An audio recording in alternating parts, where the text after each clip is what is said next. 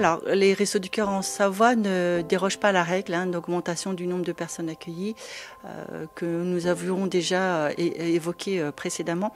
Nous avons une augmentation du nombre de repas servis qui est de 22% sur le département. C'est un petit peu moins que la moyenne nationale, mais néanmoins c'est une grosse augmentation. Les Restos du Cœur en Savoie, c'est 12 centres, dont un centre itinérant qui va démarrer bientôt. C'est 370 bénévoles, 2 salariés à temps partiel qui servent plus de 5000 personnes accueillies par an. L'année dernière, nous avons servi 750 000 repas. Actuellement, nous sommes à 685 000 repas, sachant qu'on a encore 3 mois pour finir l'année.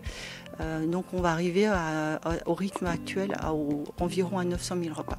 Il faut savoir que les Restos du Cœur connaissent de très très grosses difficultés, mais toutes les associations d'aide alimentaire sont dans le même cas.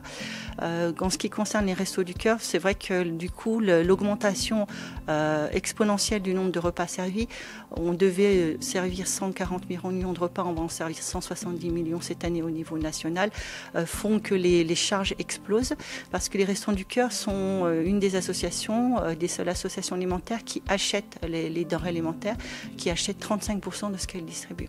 Donc l'augmentation du coût des denrées alimentaires, l'augmentation du coût de la logistique et des coûts de fonctionnement font qu'on est pris à la gorge et face à une demande qui est de plus en plus grande, on n'arrive plus à faire face. Il faut savoir que les Restos du Cœur marchent essentiellement sur le bénévolat, donc les gens, s'ils ont envie d'une manière individuelle de venir nous aider, c'est de se porter candidat pour être bénévolat, sachant qu'on n'a pas que des postes sur l'aide alimentaire, on recherche plein de postes sur la prospection, sur animation des centres, sur la ressources humaines, la communication, etc., etc.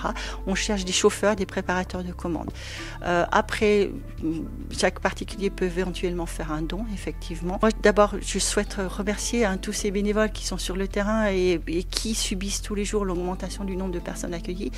Parce qu'une augmentation, outre le fait qu'on a moins de choses à donner et qu'on a des difficultés financières, c'est quand même eux qui subissent tous les jours sur le terrain la pression.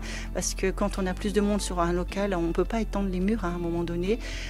Il faut donc user de diplomatie et je voudrais saluer leur travail de tous les jours.